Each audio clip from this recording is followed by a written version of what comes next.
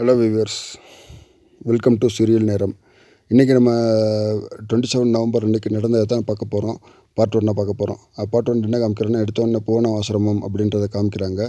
காமிச்சோடனே car நிற்கிது. அதில் வெற்றியும் கார்த்திக்கும் அந்த ஆசிரமத்தோட ஹெட் சரண்யா மேம் ப்ளஸ் மலர் சிஸ்டரும் வெயிட் பண்ணிகிட்ருக்காங்க.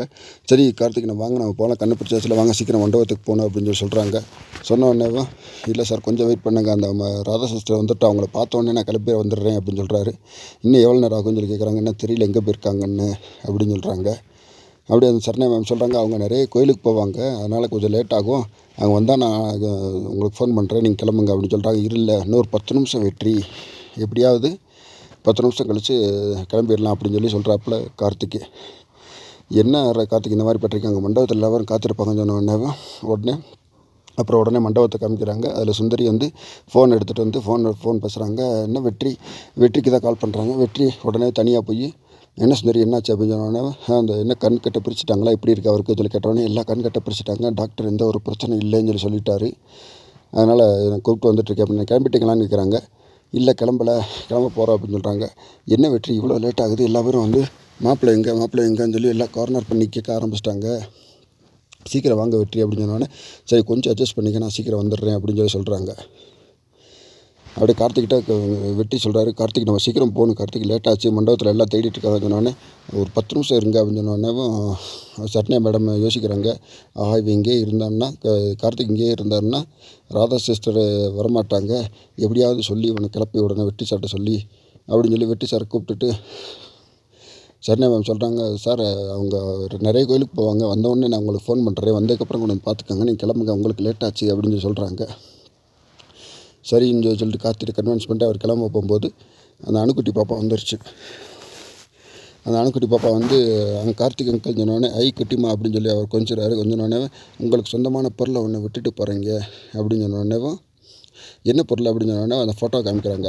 அந்த ஃபோட்டோவை பார்த்தா அவர் உடனே ஷாக் ஆகுது. சுந்தரியோட ஃபோட்டோ இருக்குது அதில் இருக்குது. என்ன நம்ம அணுவோட ஃபோட்டோ தானே இதில் வச்சிருந்தோம், சுந்தரியோட ஃபோட்டோ எப்படி வந்துச்சு, என்ன நடக்குது ஒன்றும் தெரியலையே அப்படின்னு சொன்னோடனே அவர் டென்ஷனில் இருக்கார். உடனே வெற்றி பார்க்குறாரு, சுந்தரியோடைய ஃபோட்டோ எப்படி இங்கே பொண்டாட்டின்னு சொல்லி நீங்கள் தானே அந்த பாப்பா கேட்குது, என்ன அங்கிள் மறந்துட்டிங்களா, இது உங்கள் ஒய்ஃபுன்னு சொல்லி நீங்கள் தானே சொல்லுவீங்க, உடனே பார்த்தோன்னே ஷாக் ஆகிறீங்க அப்படின்னு சொன்னோடனே அந்த பாப்பாட்ட ஒன்றும் சொல்லாமல் சரி நான் போயிட்டு வரேன்னு சொல்லிட்டு அப்படி காரில் கிளம்பிட்டார்.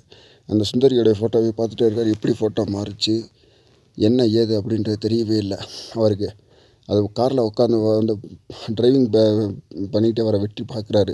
என்ன கார்த்திக் திருந்திட்டானா இல்லை இன்னும் திருந்த மாதிரி நடிக்கிறானா என்னன்னு தெரியலையே, இன்னும் சுந்தரி ஃபோட்டோவை பார்த்து கூட ஃபீல் பண்ணுறான்னா எதுவும் பிரச்சனை பண்ணுவானா கல்யாணத்தில் அப்படின்னு சொல்லி யோசிக்கிறாரு.